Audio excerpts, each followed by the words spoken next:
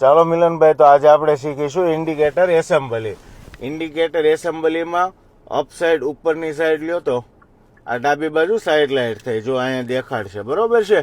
અને નોર્મલ નીચે કરો એટલે બંધ થઈ જશે, નોર્મલ, બરાબર.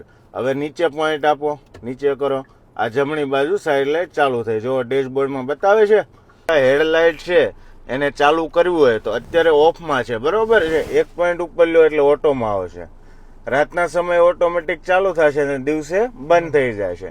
એક પોઈન્ટ ઉપર લ્યો એટલે પાર્કિંગ લાઇટ ચાલુ થશે, બરોબર છે. અને હજી એક પોઈન્ટ ઉપર લ્યો એટલે હાઈ બીમ ચાલુ થશે, બરાબર. થયો બીમ ચાલુ, આગળનો હેડલેમ્પ ચાલુ થઈ ગયો, બરાબર છે. મિલનભાઈ, આને ઉપરની સાઈડ 2 વખત આમ પ્રેસ આપો. હા, આવી રીતે આપશો, આપો 2 વખત. આવી રીતે આપશો એટલે શું થશે? ડીપર લાગશે, બરાબર. અત્યારે મિલનભાઈ આપણી ગાડી હાઈ બીમમાં છે, બરાબર છે. હવે એક પોઈન્ટ ઉપર લ્યો એટલે લો બીમમાં લેવાનું થશે, એક પોઈન્ટ, બરાબર. જો આવી ગઈ લો બીમમાં, બરાબર છે. હાઈ બીમમાં 200 મીટર સુધી દેખાશે અને લો બીમમાં 50 મીટર સુધી દેખાશે, બરોબર છે.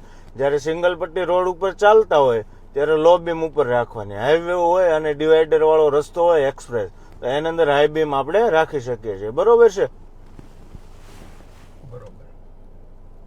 આવી જ અવનવી ડ્રાઇવિંગ શીખવા માટેની ટિપ્સ માટે અમારા પેજને લાઇક અને ફોલો જરૂરથી કરજો. અને હા મિત્રો, જો તમારા ગ્રુપમાં પણ કોઈને ડ્રાઇવિંગ શીખવું છે તો સવાણી મોટર ડ્રાઇવિંગ સ્કૂલની અવશ્ય મુલાકાત લેજો.